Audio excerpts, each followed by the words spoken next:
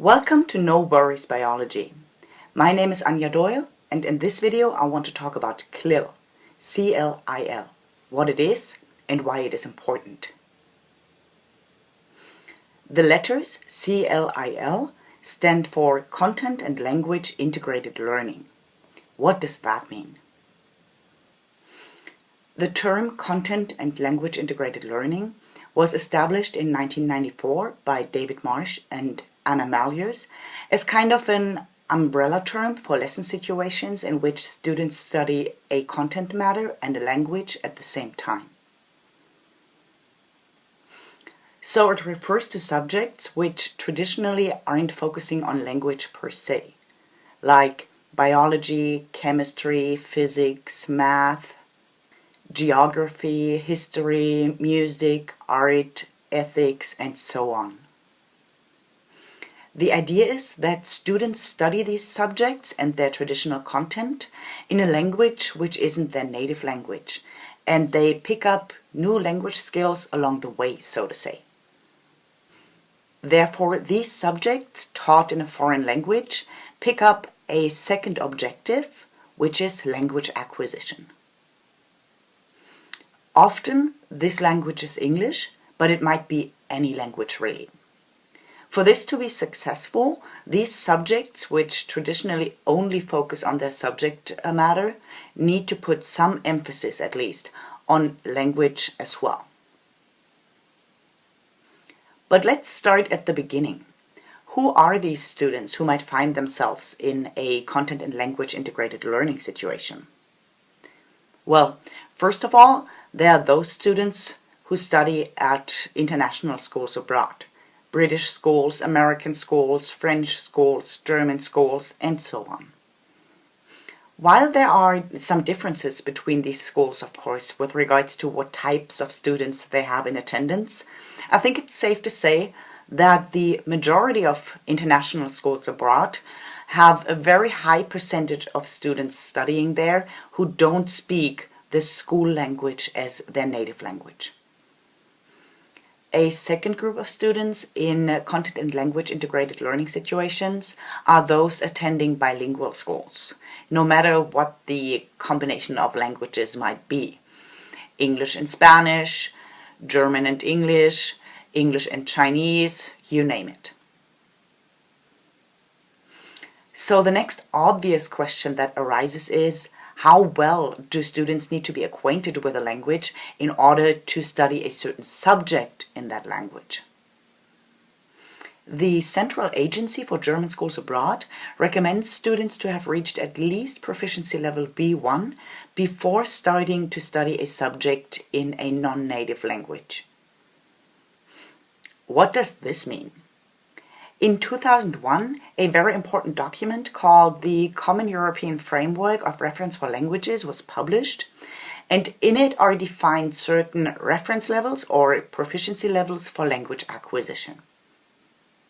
The goal was to establish common criteria which make it possible to describe what somebody studying a foreign language is already able to do, to assess somebody's proficiency in a foreign language, and even to compare the language proficiency of learners studying different foreign languages. Well, first of all, they established three main language competency levels which build onto one another. A, the lowest, representing basic users. B, which is achieved by independent users of a foreign language. And C, the highest, wherein users are proficient in a foreign language. Each of these competency levels is subdivided in a lower subcategory, 1, and a higher subcategory, 2. These can then be subdivided again, but we'll just leave it at that. The Common European Framework of Reference for Languages offers descriptions of skills which learners have acquired on each of these levels with regards to what they can understand and what they can express verbally and in writing. One could literally talk for hours about the Common European Framework of Reference for Languages, but that's not quite our objective here. We are merely having a look at it to better understand what the Central Agency for German Schools Abroad means when they recommend that learners have reached at least competency level B1 when they start attending subject classes like biology, chemistry, physics, and so on in a foreign language. The Common European Framework of Reference for Languages, abbreviated CEFR, describes that a learner at the B1 level is able to understand the main points on familiar matters if the speaker speaks clearly and in standard language, not some dialect or vernacular. The learner can also produce simple and connected texts on topics that are familiar or of personal interest. And he or she can describe experiences, events, hopes, and ambitions, and give reasons and explanations for opinions and plans. According to the broadcast station Deutsche Welle, approximately 225 hours of language instruction are needed to achieve the language competency level B1. So in summary, learners usually bring quite a bit of pre-existing knowledge and experience with them when they start taking subject lessons in a foreign language. Well, you can conduct subject lessons with learners at lower competency levels, but for this one needs special conditions and circumstances, particularly more time. Myself, for example, I have taught a 5th grade in biology once, whose competency level in German was between A1 and A2. But this class had 4 instead of the regular 2 hours of biology per week. And overall, it was rather a German class with biological topics than a biology class in German.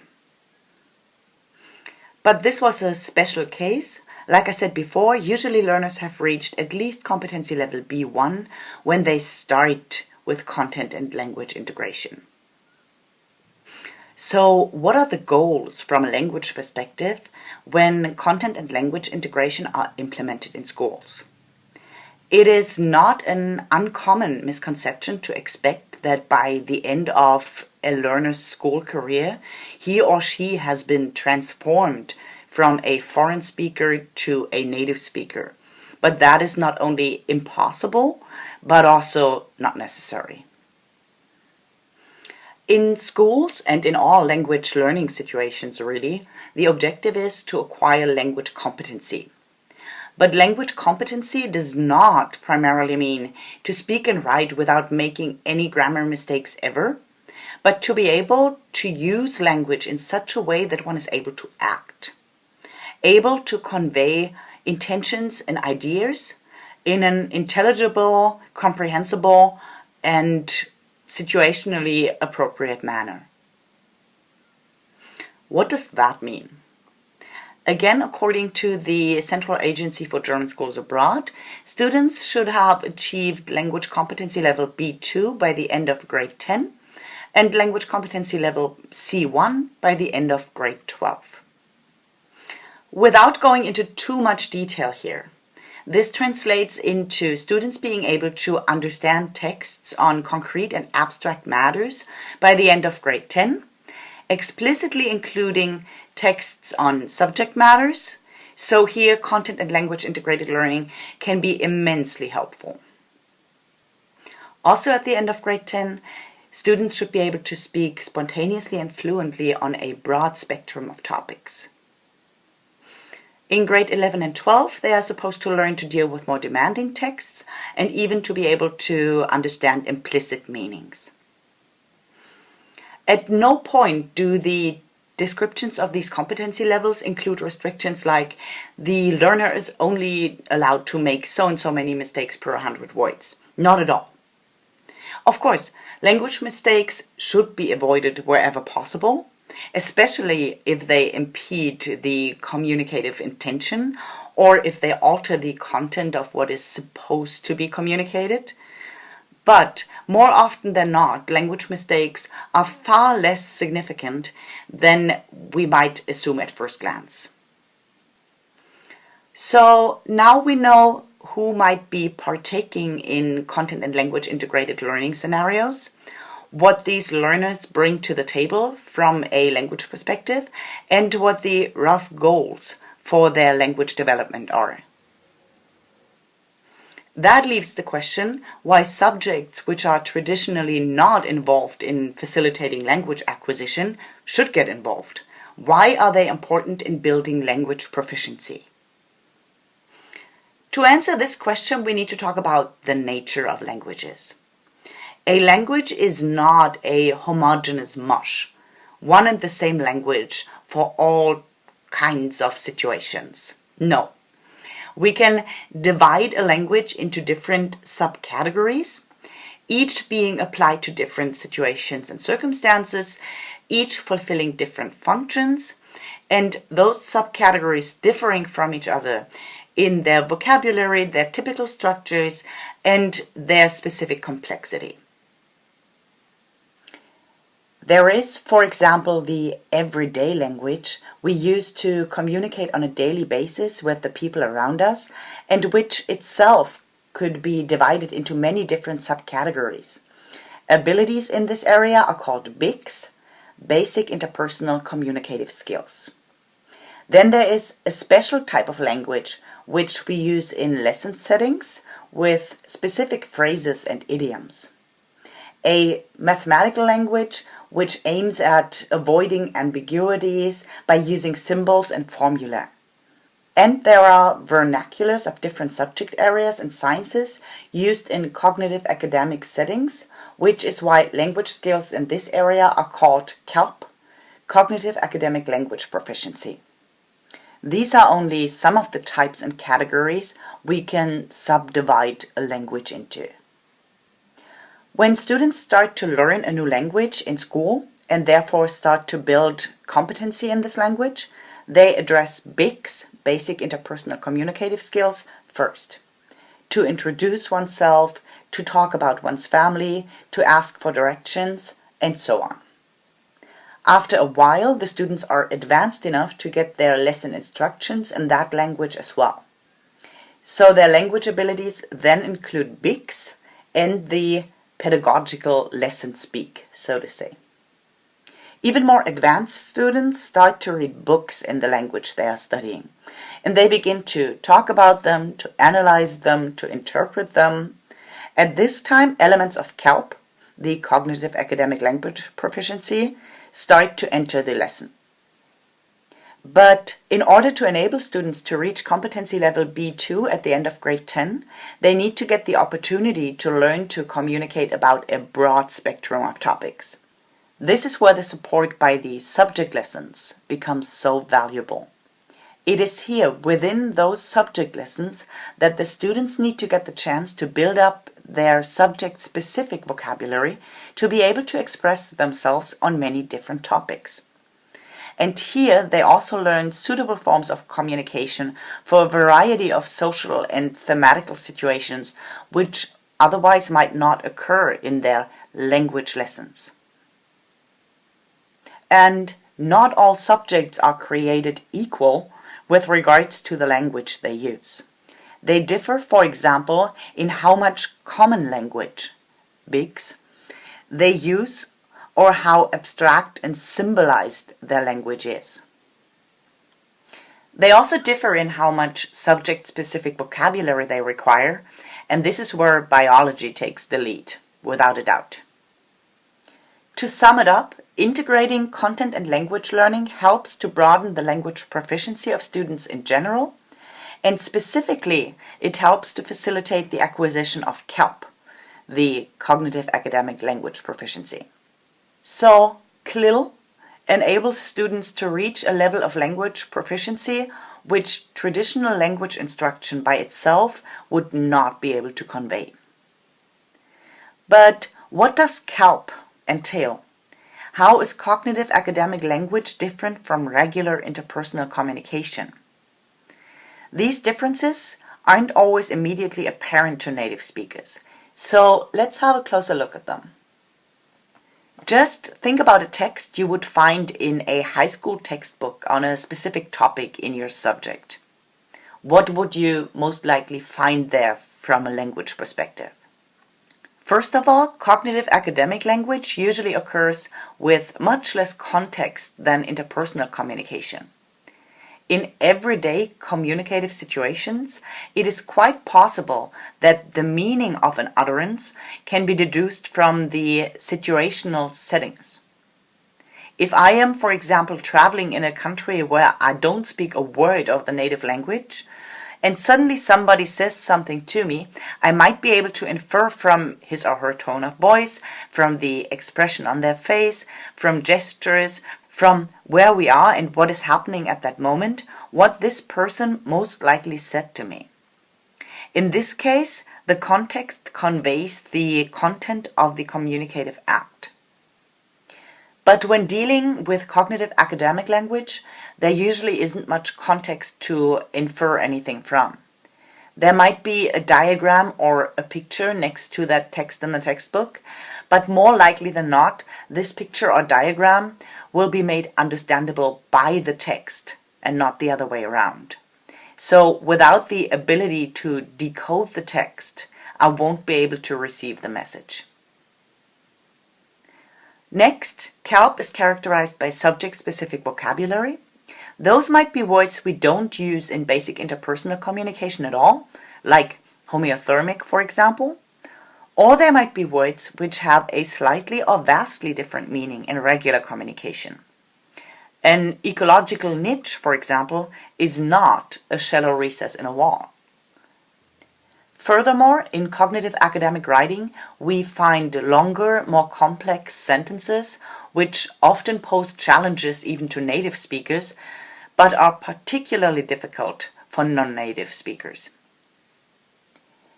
These complicated sentences often go hand in hand with nominal style. Nominal style refers to the conversion of a verb, which informs us about a certain action that is being performed, into a noun. In this case, the action, what is happening, is not as recognizable anymore. So in our example, alteration is derived from to alter, and completion is derived from to complete.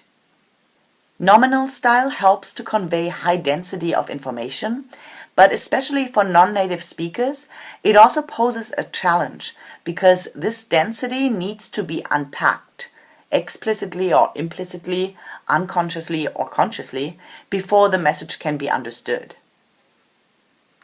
Then there's passive voice as a common phenomenon of cognitive academic writing. In certain situations, passive voice is quite useful because it eliminates the usual grammatical requirement of naming the acting agent that is doing something. For example, mice are hunted by a range of predators. This range of predators is the acting agent. What do? They hunt mice. That would be active voice. But I don't have to name them. I could simply say, mice are hunted, and the sentence would be complete and grammatical. For non-native speakers, passive voice poses a challenge because they analyze a sentence more consciously. And usually in English, they would look for the acting agent, the entity doing something, in the beginning of the sentence. In our example, this is where we find mice. So they approached the sentence assuming it would contain a message about doings and habits of mice. Once they have read the complete sentence, they need to backflip mentally and correct their assumptions about this sentence. This is not a deal breaker by any means, but it is helpful to be aware of these challenges and to share this awareness with the students. As a last example for characteristics of CLIL, I want to mention verbs which don't really mean much by themselves, like to ensue, to occur, to amount to, which sometimes makes it more difficult to understand what is taking place. Therefore, in content and language integrated learning situations, it is necessary to not only make the subject matter a topic of the lesson, but to also consciously reflect about the language used to communicate this subject matter in order to help students to develop cognitive academic language proficiency. Content and learning integrated lessons should create inducements for communication so that students actively use the subject-specific vocabulary and practice the grammatical characteristics of cognitive academic language. And to enable students to communicate successfully in these subject lessons, they should be provided with tools and measures for language support. I will go into more detail about these tools and measures for language support in separate videos, which will be linked at the end of this video. But before coming to a close for now, I want to address the most commonly brought up objection to focusing on language as well as content matter in CLIL situations, and that is time. Teachers worry that they won't be able to fulfill their curricula if they need to focus on language as well as content.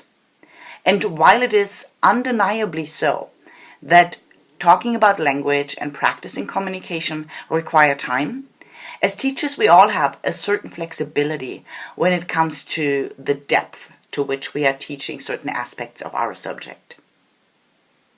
And when addressing a group of learners of whom the majority doesn't speak the language of the lesson natively, I think it is well worth it to only convey 90% of the content I would be otherwise teaching, but to do so in such a way that they actually understand it and that they are able to communicate this content.